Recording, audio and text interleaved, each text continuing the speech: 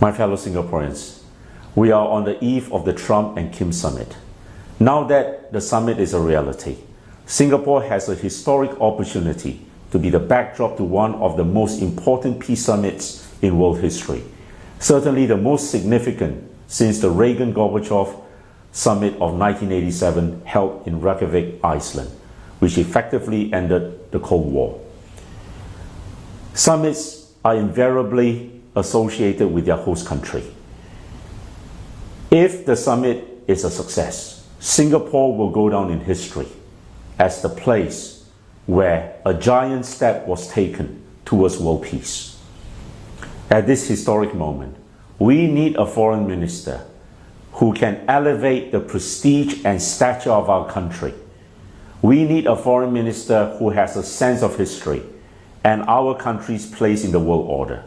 Think of the likes of the George Canning, the Lord Castlereagh, Palmerston, Kissinger, Zhou Enlai, even Sergei Lavrov of Russia in modern day. These were people who, by the force of their personality, stamped their mark on their country's foreign policy.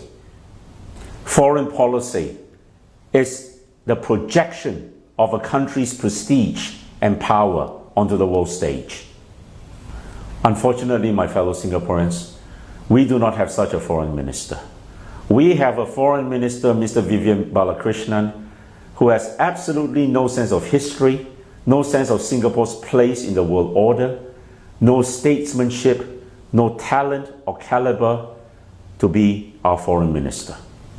Instead of telling the world that Singapore is delighted to be hosting this summit and that we will be doing everything we can to facilitate a successful outcome, because it means so much to the Singapore people to have peace on the Korean Peninsula, what it means to the world at large, what it means to the Korean people on both sides of the divide. He goes to make the most ridiculous statement that we are here to serve tea and coffee. Outrageous. This man has no place to be our foreign minister. And you know what? I see that the establishment is now backpedaling. They are trying to suggest that he made those comments in jest. No, he did not. I read the first Straits Times report. Nowhere did it state that those comments were made as a quip or as a joke. My fellow Singaporeans, a sound foreign policy is vital to our nation's security and well-being. Mr. Balakrishnan became our foreign minister on the 1st of October 2015. Ever since he became foreign minister, our foreign policy has been in tatters. Think back to our dispute with China. And it now appears that the new Malaysian government is not favorably disposed towards us. Why?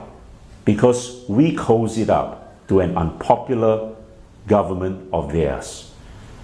And it appears that for the first 6 months of this year, we have done nothing, even though we are now the chairman of ASEAN.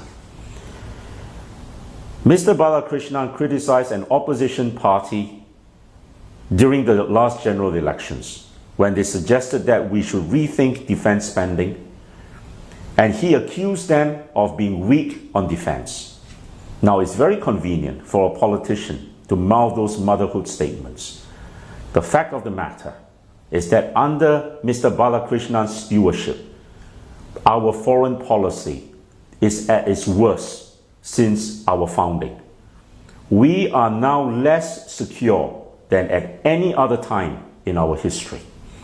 Today, our defense spending accounts for 25% of our annual budget, almost 4% of our GDP. Next to Israel, we are the country that spends most on defense relative to GDP. Why is that? You ask yourself. Our defense spending keeps going up year on year. But you know what? Last year, our health spending decreased. And we have a government that tells us that they have to raise taxes and GST so that that they can take care of an aging population and increase health spending. I will never be weak on defense, but I understand that diplomacy must always be our first line of defense. But unfortunately, under this government, our diplomacy is deplorable. I made this video because I know the people of Singapore will not want all the foreign journalists who are here in our country today to go away thinking that we are here merely to serve tea and coffee. We are not.